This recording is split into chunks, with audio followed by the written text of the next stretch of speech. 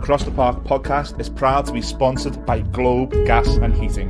For the best kitchen and bathroom renovations, boiler servicing and repair, and central and underfloor heating in the Northwest, head over to globecentralheating.com and quote Across the Park for a free quote.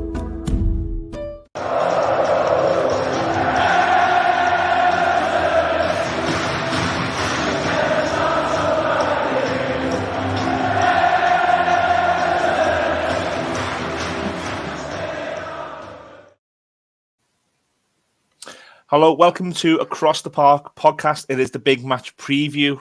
This is the first live show we've ever done. A little bit behind the scenes, my guest tonight is a big live broadcaster, and he's twisting my arms into going live. So please, Chris, go easy on me. Friend of the show, Chris from Leicester Till I Die TV. Welcome back to the podcast. How are you doing, my friend? Well, ask me again in 24 hours. 30 odd hours. I don't know about having to take all the blame for it, but we'll see. No, I'm good. You know what? At the end of the day, it's football, and I can remember when we went down to League One a few years ago and Ian Holloway, and we'd never been down that far before. It was the one season, that we'd managed to avoid it for numerous seasons. So there was an inevitability about it. But when it actually happened, it was sort of, well, I'm still here, I'm still breathing, telly's still working. I'm not being bombed by Russia outside or anything like that. So, yeah, I mean, I think it's a bigger thing that we make up than we actually. It probably really is. I mean, financially for the club, obviously, and you're going to take some stick off the other half of Liverpool. We don't have that problem, but look, it is what it's a game at the end of the day.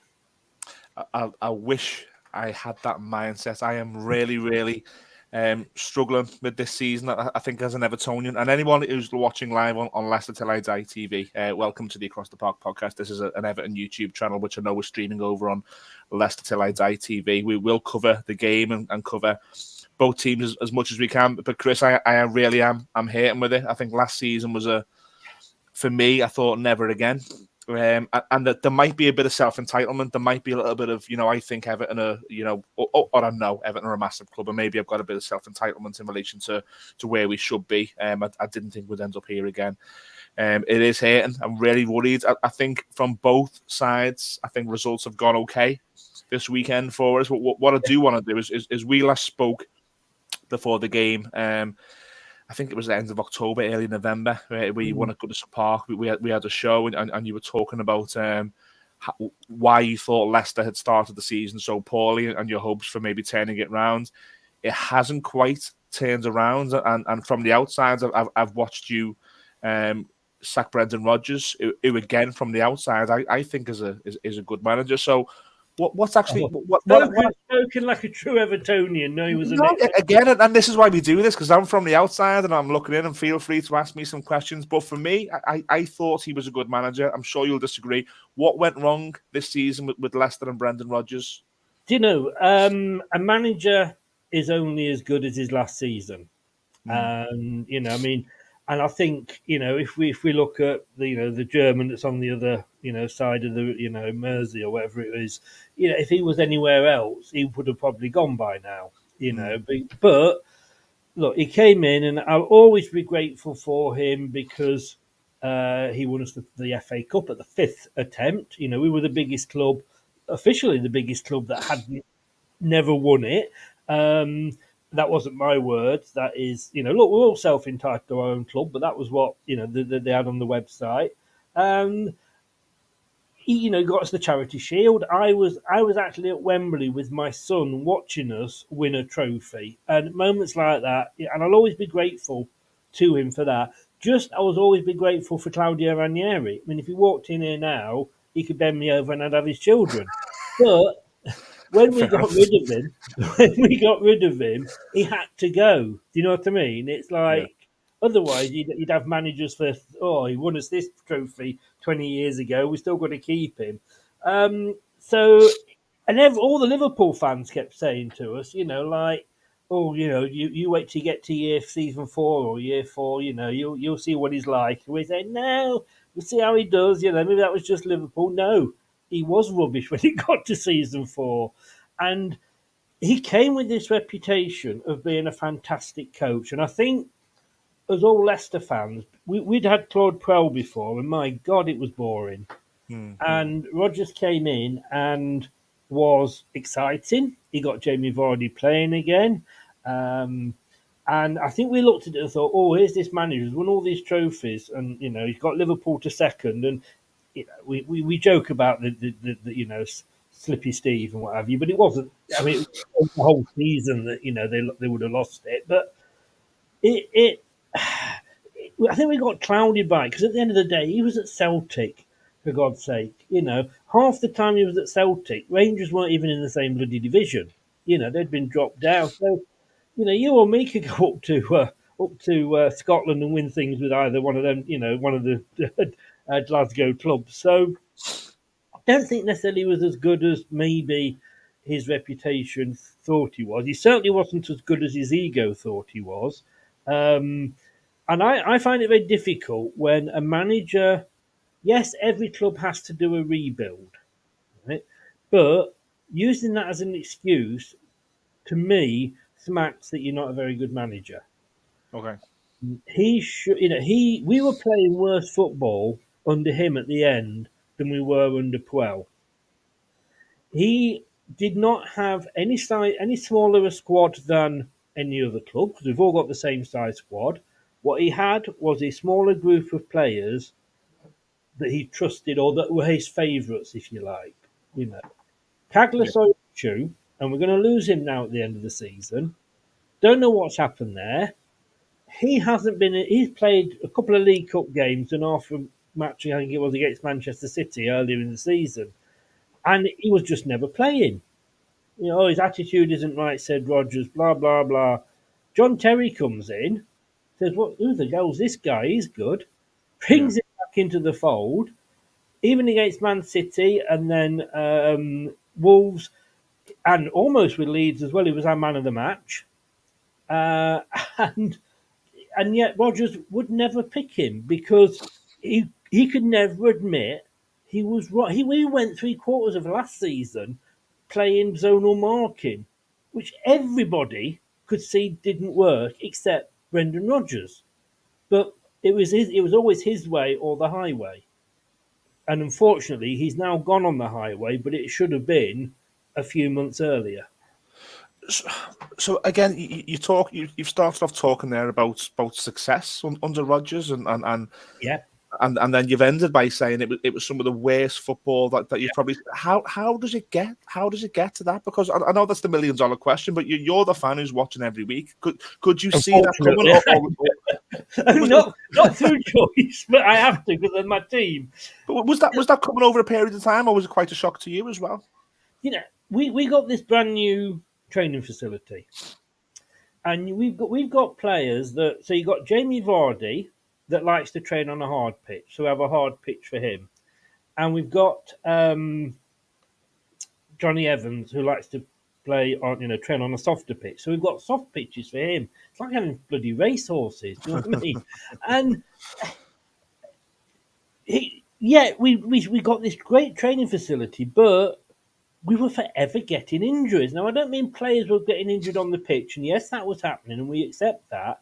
But Johnny Evans came back on recently. 5 minutes he played, walked off, he was fine. One training session, he's injured again. It was I don't know who was doing the training for Rodgers. It must have. I think it was Harold Chipman, because he would have caused us less problems than bloody Rodgers. Because obviously, at the end of the day, it all goes, comes from him. It was awful. Fofana, when we signed him from St Etienne, he said he's never known such intense training. Right. Well, why wasn't why didn't somebody go, "Hey, Brendan, let's have a word. How come we're getting all these injuries? Maybe you need to look at your training." He just he throws people under the bus, which I don't agree with. It was never his fault. I mean, we played Southampton on the first game of this season, and it was too hot. The players were worn out in the first game of the season. Yeah, Brendan, but you only use 2 substitutes. We do have 5. Okay. We played Brentford. Well, we've got a very, very young team, you know. Excuse me. No, sorry. Southampton, I think it was. No, Brentford was the weather. Southampton was we played a young team, and yet Southampton had the youngest team on the pitch since 2017 by any Premier League club. You know, these excuses would just come in, but it was never his fault. Mm. He would never say, actually, and then, all right, managers don't, but, you know, we used to joke about Arsene Wenger. I never saw it. He never saw it. Yeah. And they do say, don't they, that after a while, owners end up looking like the dogs. And they say, and it's with managers, the players end up having the same attitude as the manager. And we used to call you can get seal bars, and we used to call him the seal because he stand at the side of the pitch going, no, he couldn't make a substitution before. I think in all the years he was here, about 3 times he made substitutions at half time. Now, Dean Smith's come in. First of all, he's recognised that it's better for the club to have Soyuncu on the pitch than for his ego not to have him on the pitch. Then he sort of realised that things aren't going right, so he make a change at half time. And we win the game. He actually celebrates when we win a goal. He shouts at his team. One of the team was sort of said to him, apparently somebody caught it or was near him and said, like, "Oh, this isn't going right." And he said, "Well, get up the other end of the pitch and sort it out then." You know, we should, if we'd got, I mean, I think we've stumbled very luckily upon Dean Smith because obviously he wasn't the first choice. Have you been impressed with Dean Smith? Yes. I mean, he was always going to get a good welcome back because he's come with Craig Shakespeare. Of course, yeah. Craig Shakespeare, of course, was here with Nigel Pearson. Craig Shakespeare's done the Great Escape with us once before, so he knows what's involved. Dean Smith has also done a bit of an escape with Aston Villa.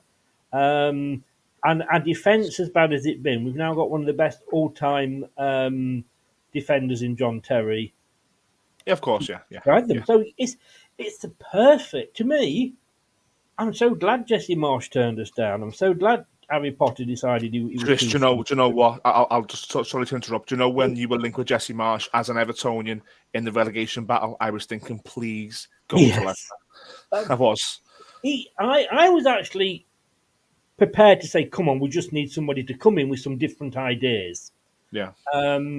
And I had Carl, a Leeds fan, come on, and my God, I was ready for topping myself at the end of that if we'd signed him.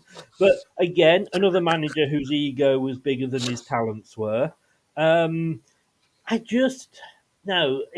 Smith, we're lucky if we, and this is going to be the question, if we does keep us up, do we still go back for Graham Potter? I think we give him a chance because he's kept us up.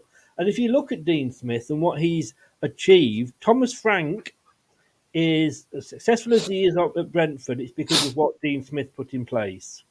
He got he got Aston Villa promoted. He got Jack Grealish to sign a new contract so that he turned him into £100 million player. When Norwich sacked him, they were 5th. He didn't deserve to be sacked. Yeah. So he's not got a bad record, and we've kind of stumbled into him. But yeah, and you know what? I actually asked, and I'm going to throw a question back at you here because of course, ages and ages, and who's a Leicester fan on another channel, he was screaming for Sean Dyche. That's the sort of manager we want. He'll keep us up. Blah blah blah. And I said, no, not Sean Dyche. I lived in Burnley for years, so I know Burnley things quite well. And I went, no, don't want him. But again, towards the end, I'm thinking he might be the man to keep us up, more so than Sam Allardyce. And of course, you went and got him, and we all went, for God's sake. It's another one we've missed out on. Now I'm looking at it. How happy are you with Sean Dyche? He's not blameless, Chris. I think the past 4 or 5 games, I think he's made mistakes in nearly all of them. I think so when we got Dyche, I felt a level of not security or not safety, but I felt better about going into this running. I thought if anyone can, because don't forget we've had Allardyce. You mentioned Allardyce there. We've had Allardyce and we've watched it, and it wasn't pretty. But Allardyce put an 8th place finish onto a team that when he came in were in the relegation zone, or hovering above the relegation zone. So that's all I wanted. I didn't want to see attractive football. I just wanted my football club to be safe. I wanted to be able to take my little boy to Premier League games next season. And I thought we were going to get that. And the first game, we beat Arsenal 1-0. Don't forget, at home at Goodison Park. And it was one of those, really, really great football games where you'll always remember and think a great atmosphere, great results, and you enjoyed the pint after it. Just a great day. And then we beat Brentford. I think we beat Leeds at home. We got a point away at Nottingham Forest. Now, since then, Chris, it has been really, really worrying. We've not really built on that. Now, if there are any Fulham fans who are somehow watching this is not meant to be disrespectful, but we had Fulham at home 2 weeks ago who were without Mitrovic, who were arguably on the beach, not really doing much, and we got beat 3-1, and the heads dropped, and Newcastle arguably should have put 5 or 6 past us on Thursday night, and the heads dropped. I didn't expect Sean Dyche to have an Everton team where heads were dropping and players were walking past them. I've been alerted to the fact that, and again, it's difficult because you don't know the ins and outs of other clubs. No. As an outsider, you see little things. Now, I've been alerted to that Burnley team, or his Burnley team, did have moments like that, where they got beat at home heavily by teams maybe like ourselves. Leicester and Everton went to Burnley and got really good scorelines and beat Burnley comfortable. I think with Dyche now, without speaking for the fan base, I'll never speak for the fan base, but from gathering from what I read on social media, I think a lot of Evertonians are a little bit worried about his decisions. And we're going into this game on Monday night, and he seems to have his favourites, and his favourites are his favourites are players who aren't really people that you want to go to battle with. He's playing Michael Keane, who, God love Michael Keane. He tries his best, but he's a very, very limited defender, and teams play on him. On Thursday night, Newcastle played on him. We're playing Ben Godfrey, who's a 6'2" centre half. We're playing him right back because we want the aerial presence when we've got a Scotland international and Nathan Patterson, who's a really good right back on the bench. And we now seem to be getting into a territory where we're stuck in the mud a little bit. So I know it's a long-winded answer to a short question, but look, it's I did feel safe when Sean Dyche came in. I don't feel as safe as I initially did in January. And I think we were all the same. We all said, like I said before, bloody hell, that's the guy that we wanted. And there's probably other clubs down there felt the same. A good friend that does a Burnley podcast. He was I think it was him that said to me, like, Sean Dyche, when he was doing well at Burnley, he had a certain type of player.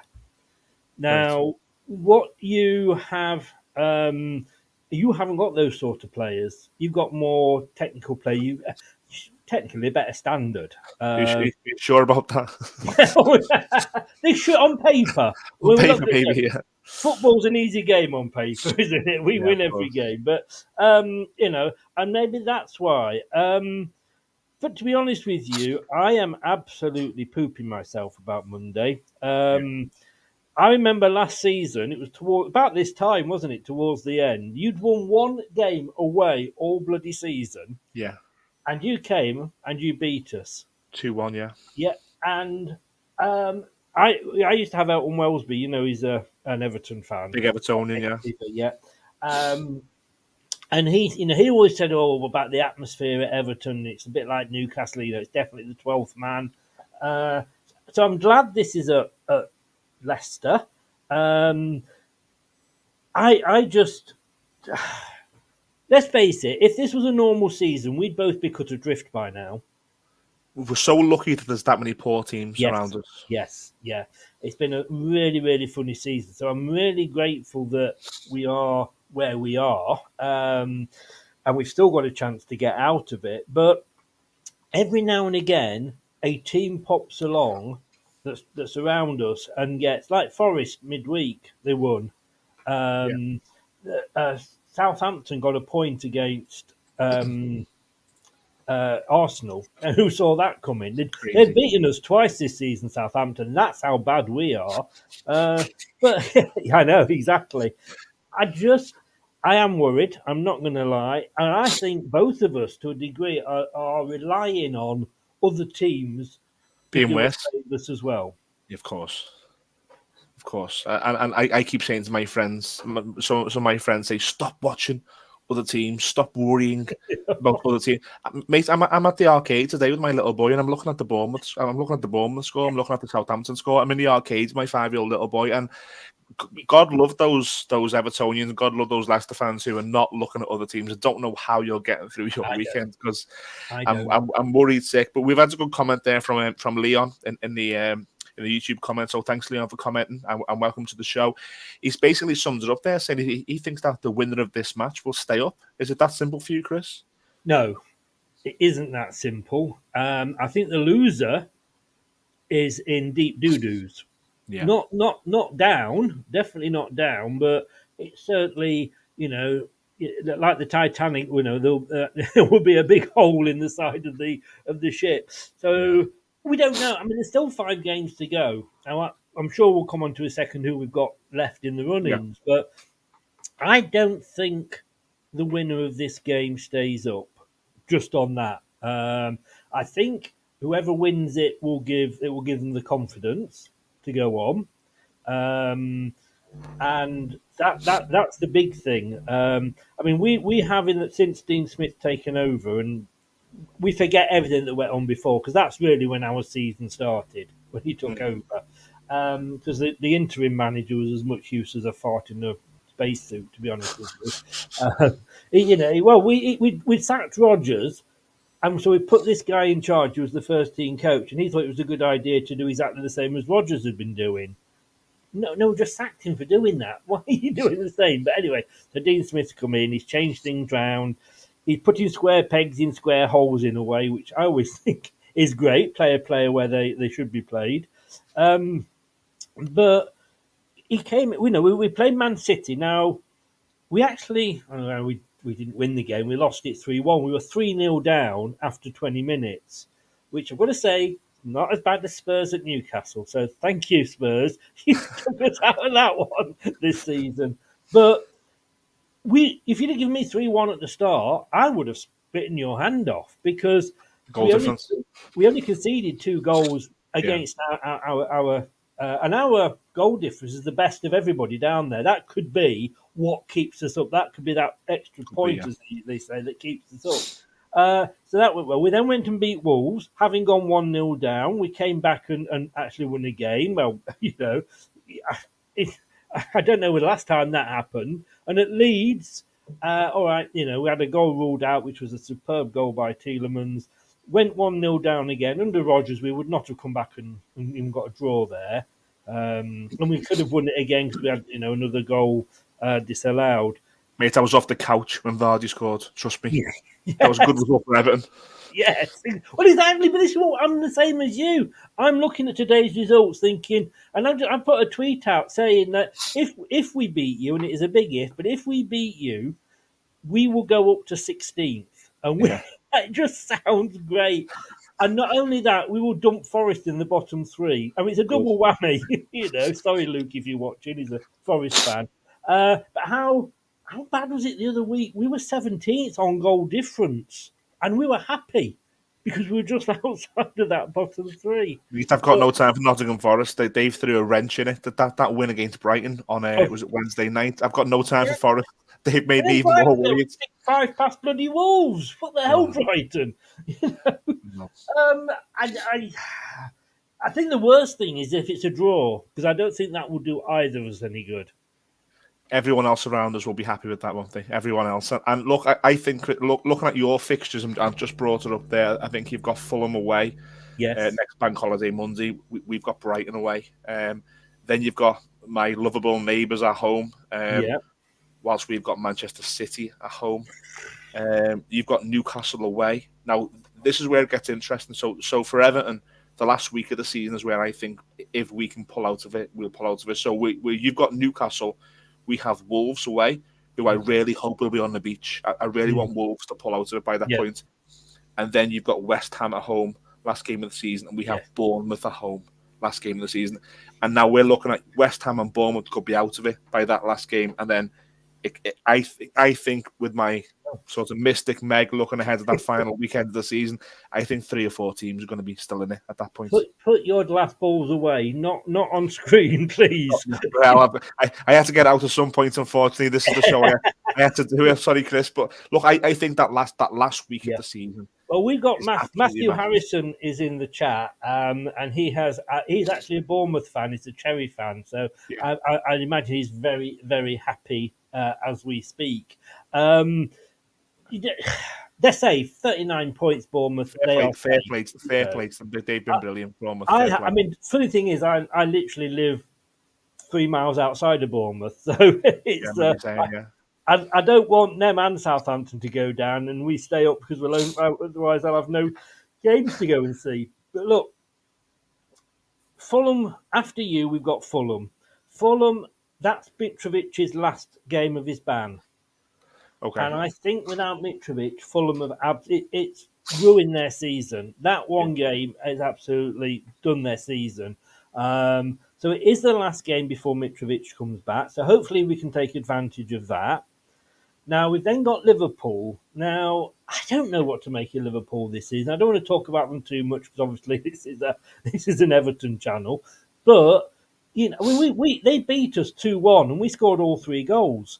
I remember, we had to score their goals for them. They've lost to Leeds. They've lost to Nottingham Forest. Their form away from home is absolutely ridiculous. I mean, they only just beat Forest last week at Anfield. Every time they scored, Forest came back into it. And you think, for God's sake, Liverpool, one job. You know what I mean? That's what I'm thinking. I'm saying to my mate, you son of a bitches. Yeah, I know. And then, so who knows which way that would go? I'll take a point on that one. Newcastle at Newcastle, just give them the 3 points. We'll give them the 3 points and save a fortune in the petrol of travelling up there. Now, West Ham is interesting because I wanted them to stay in Europe because hopefully it will tire them out and they'll get injuries. Yeah. But obviously the downside of that is it could give them confidence boost because they're in a semi-final. It gave us the confidence boost last season when we did that, and they did it last season as well. They're back in it now. I don't think they are out of it, and the fan base absolutely. Moyes is hanging by a thread as far as the fans are concerned. He won't last now. No, well, the rumours are that it's been agreed that he'll leave at the end of the season anyway. So things aren't right at West Ham. So depending how they get on, they could be back into it. They say we've got the easiest of run-ins of any of the teams down there. But look, that's on paper. If we'd have played our season on paper, we'd be in Champions League place by now. So but it all pivots for both yourselves and us, I believe, on this game. It is. This is huge. It's absolutely huge. So we've looked back. We've looked forward. We are going to get to the present. Before we do, just get on to Monday. How do you feel about so many teams being involved? I'll give you my opinion first. I hate it. I would rather it be a shootout. I'd rather Southampton be gone and Forest be gone, and it just be between me and you. I hate the variables. Do you think that's the right way of looking at it, or are you of the opposite opinion? Do you think it's good that there's so many teams in there? As a neutral, it'd be fantastic because you don't. I mean, but we're not neutrals. We're in the middle of it, and I had hair at the start of this season.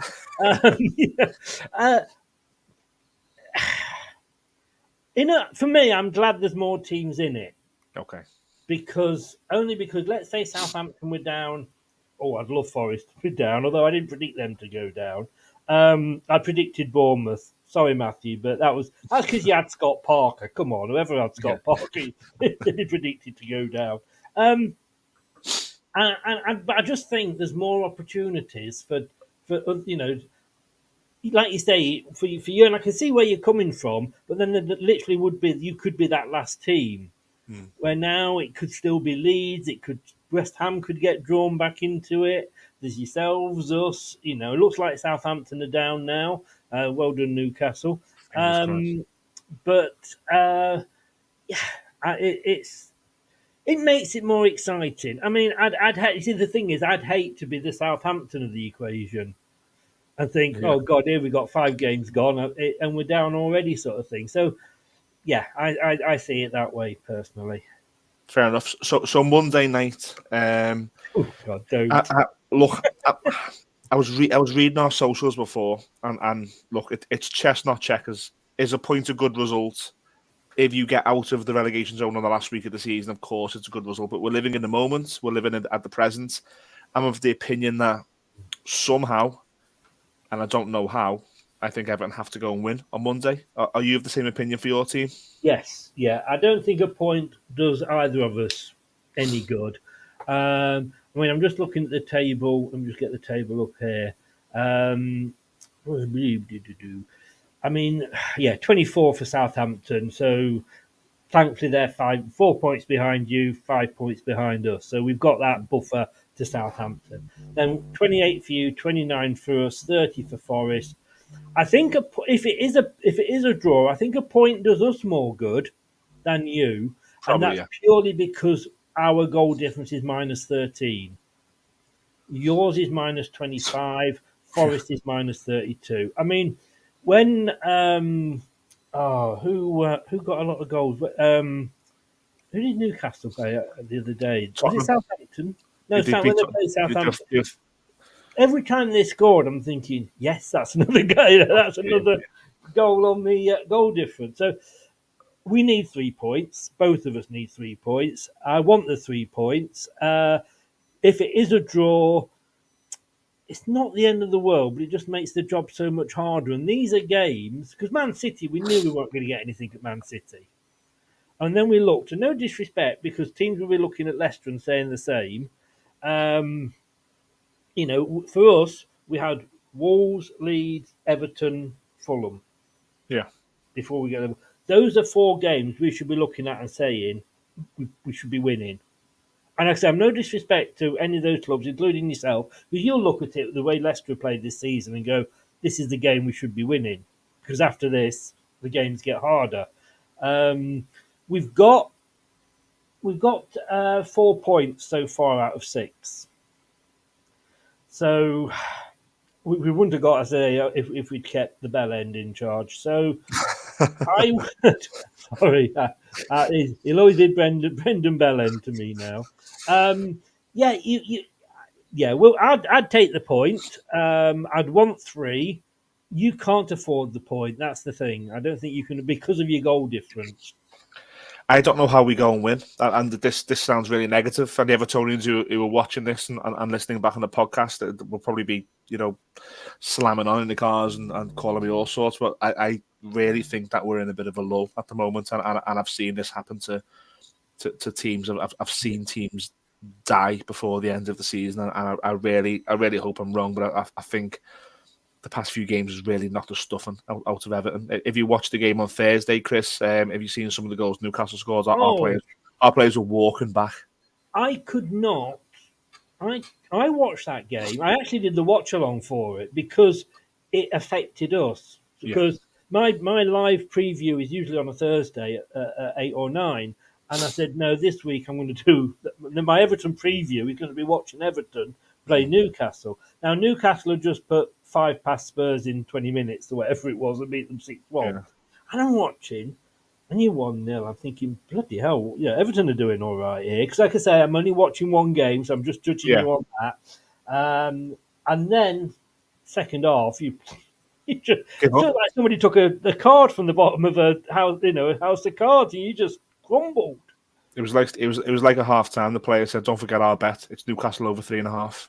It was just a give up. It was embarrassing. Now we've had the usual media. Some of the players are out this week. Abdoulaye Doucouré has done an interview today with the Daily Mail saying that we care. We're going to get out of it. We've had the manager saying certain things again this week, but it feels different. And I've said on this podcast, regular Evertonians who listen and watch this will know what I mean by that. This feels different to me this season. There feels a little bit of a resignation amongst the fan base. And do you know what, Chris? A little bit of realism as well. I think a lot of Evertonians are maybe getting a little bit of, we haven't got a good team. We arguably haven't got a good manager, and the things off the pitch as well with the board and the protest, and our chairman has been told by safety advisors not to attend games. It's all chaotic, and I think the perfect storm for you and the unperfect storm for us is sort of happening. So I'm really worried. I can't come on this match preview, and I can't be positive. I really can't. I'd love to be positive. I'd love to say we're going to go to Leicester and we're going to do what we've done last season, where our way end was unbelievable, where it was singing for 90 minutes. We took 3 points back home. I'd love to say that's going to happen, but you know what? I really, really fear Monday. I really think it could be the opposite. See, what holds me back from sat here with a huge smile on my face is having this exact same conversation this time last year with Newcastle. Even Newcastle, when we were predicting scores, we were predicting Leicester wins, and they went and beat us 4-1. Yeah. Under Steve Bruce. So look, this is Leicester. We are top of the chart when it comes to shooting ourselves in the foot. So don't be. I'm not sat here feeling any more confident than you are. And I got asked the other day, and in a way, it's almost because we've changed Dean Smith so late, and because he's had this immediate impact, it's almost given us like false hope. And let's be honest, it's the hope that kills you in football, isn't it? Always. And I'm not. I'm going to be watching it through. I was doing. I don't know what game it was, but there was a penalty, and I'm going.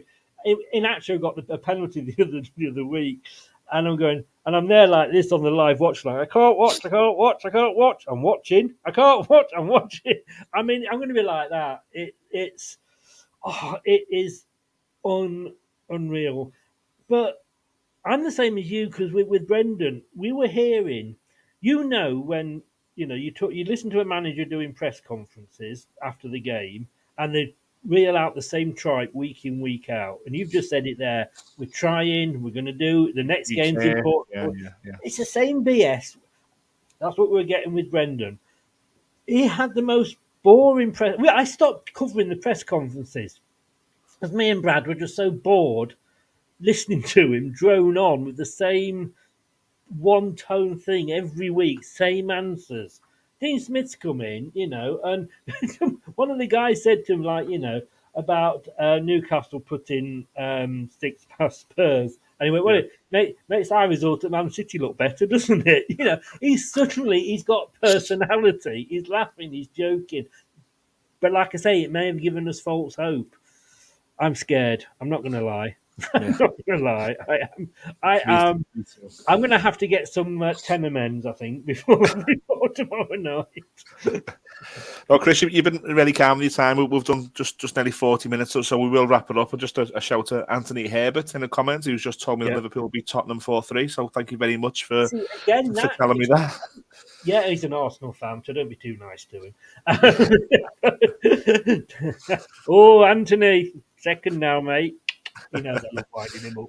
Anthony, enjoy your glass of red wine, mate. Thanks for letting me know that. But look, I think if we end the show, Chris, if you don't mind, on a couple of predictions. The first being the game on Monday, and the second being where you see the season ending for both sides. I'll go first if you don't mind. I would be really, really, really, really pleased is the wrong phrase, but if I can get out of Monday with a point, I think that's okay. I think Everton have to go into the last week of the season.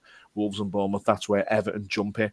I assume you've got a different perspective. So I'll say 0-0 on Monday night for me. And I think Leicester will be okay. And I've said this previously. I think Leicester will be okay. I think Southampton, I think Leeds are just the stone that doesn't stop falling. I think today's result has absolutely ended any hopes for them. I don't see them getting another point. I think Leeds are gone, and I think it's a shootout between Forest and Everton. And I really, really obviously hope it's Forest. So I'll go Southampton, Leeds, Forest, and 0-0 Monday. Where are you going? If this was at Goodison Park, I would be having completely different thoughts about the game. But it's at the King Power. We've got the clappers back, so we've got a bit of atmosphere. We've actually got fans now that are cheering the team, and the team are responding to that because they are playing better, because they're being given the freedom. that they're being given clear instructions about what to do. Not at some points, you looked at it, you thought, what? It was like 11 people with sat navs, and all the sat navs had broken. They had no idea where they were bloody going. Because of that, I'm sorry to say, and it's because it's I have gone 2-0 to Leicester. Fair enough. The good news for you is Iheanacho's out, and he is. But Vardy will start, I imagine. He will. Which, to be honest with you, he's not been everybody's favourite player at the moment. But again, Dean Smith comes in, and he's actually we're actually feeding the ball to him. So when he won the penalty the other night, it was like the Vardy of old, you know. So watching his lead, he was great at Alan Rhodes, I thought, when he came on. Because we played to his strengths. We know that he isn't the Vardy of old that will be just running around for 90 minutes. But Dean Smith and Craig and John have all realised that and said, we're going to use him properly. Where Rodgers, I mean, he stood there. Some games he came off that pitch having had 9 touches, and 4 of them were probably in his own half. I said at the start of the season that it would be Bournemouth because of the cardigan, Leeds because of the Jesse Marsh, and Southampton because I thought it was Southampton's time to go down. If you were to give me 17th now on goal difference, I would bite your hand off. And I'd bite the other one off as well, just for good measure. I mean, that it's going to be tight. I think there's a bit of me that says we will still go down. We could go down. A bit like the Brexit result. Let me put it that way. That's how close my mind is. I think 16th or 17th, and I'll take that. I will take that. Now, Southampton, I think, are going down. And I don't think it will do them any harm because they've stagnated. I think Leeds will drop into it, as you said, because they had a bit of a revival first half of the season in the March, but like you say, that stone that's just gone down and down and down. And I don't think if Chelsea hadn't had the good start, they'd be in it as well. Now, the third place, I have to say, it is between you and Forest, I think. Okay, that's fair. I really do. I think West Ham will just stay above there. Bournemouth are safe now. Palace, I mean, we all laughed at Roy Hodgson, didn't we? And look at, he's done wonders. What a job he's done, Yeah. And Wolves have, despite getting hammered the other day, Wolves, I think, are going to be safe. Gone. Yeah. Obviously, I want Forest for obvious reasons. Yeah. Like I said, I didn't think they would at the start of the season, but of course it's Forest, so I'd be lying if there wasn't not a little bit of me, a huge bit of me that wants them to go down. However, it could well be you, I'm afraid. I'm with you, mate. Honestly, you're not offending me. You're talking real. You're talking real talk. It's because it's not that you've just sort of dropped off in the last so many games. It's been there for a couple of seasons. Yeah.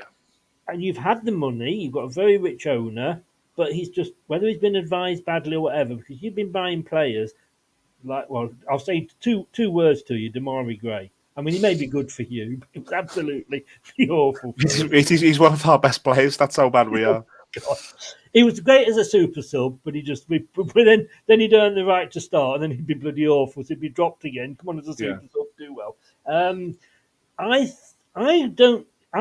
would honestly say that Leicester would not have done what Leicester did had we not dropped to League One.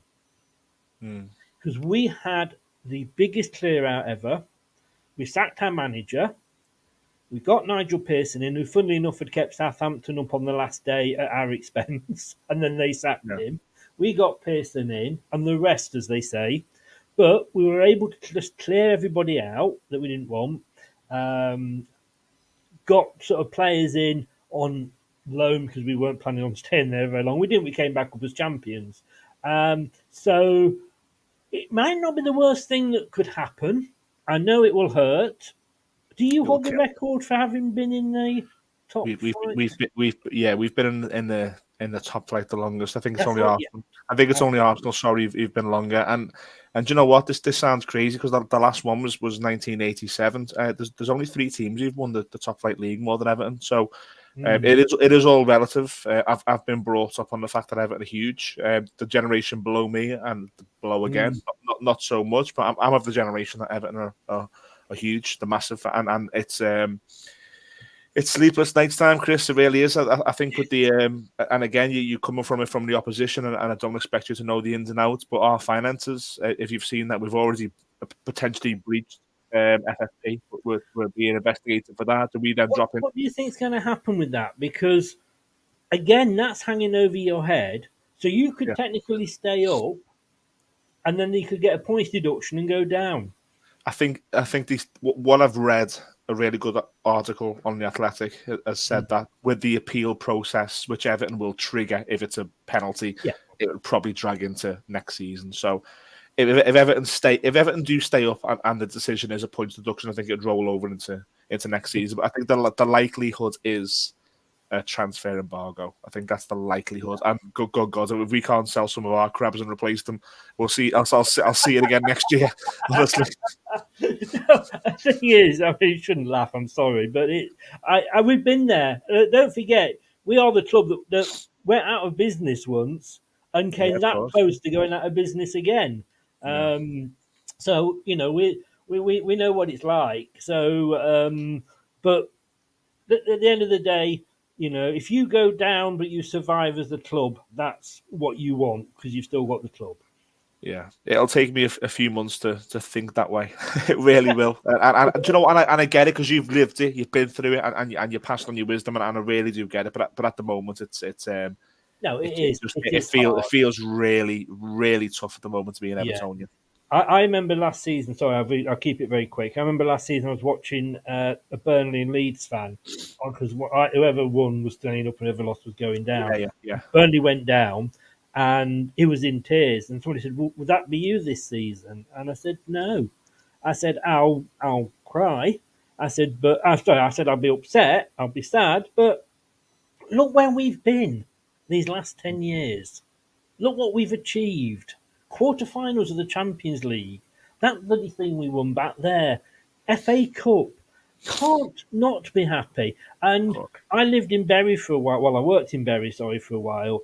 And I know what it will mean to that town to lose its football club.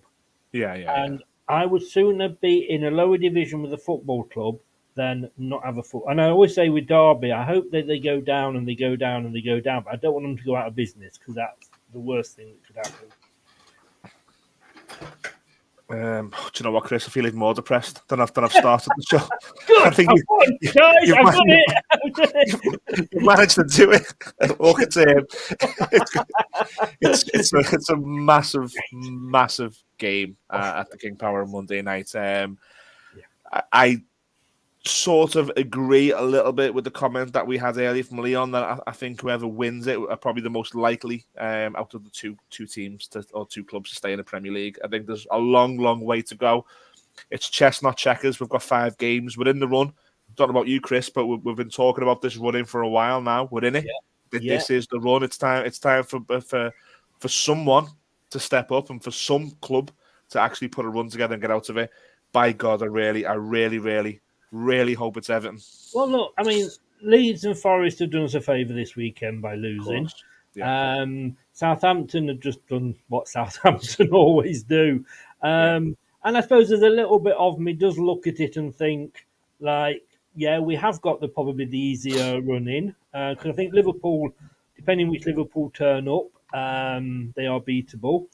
But then again, it's going to look more stupid if we don't because we've got the easier run in. So, look, we will see. We will see. It is going to be 90 minutes of absolute pain. Behind the couch. Look, any Leicester fans, look. First of all, thank you for everybody who's watched the live stream. This is the first live stream that we've done on Across the Park podcast. It's not Chris's first rodeo, so he's held me hand through all the settings beforehand and trying to get there. So I'm going to log off and see if I can figure out how to upload this as a podcast. Chris, I might have to give you a call later for some help because I'm not the most tech savvy. Just quickly, just have a look at the True Reds comment. He's a Nottingham Forest fan, and that will put a smile on your face. Yeah, so True Reds on the YouTube comment says, no chance we're staying up after yesterday in winning position 2. Mate, all I can say is I hope you're right. I really do. And I don't mean that disrespectful. I've got enough things to worry about than Nottingham Forest leaping us like they did on Wednesday night. If we went down and Forest stayed up, then I probably would be in tears. That's the one that would get you. Look, I think with all the comments, a lot of comments have been from a lot of Leicester fans who are obviously big on your channel. For any Leicester fans who are just discovering the stream on the Leicester hashtag, you're over at Leicester TID on Twitter. What have you got coming up on the channel, Chris? A watch along tomorrow night. God help me.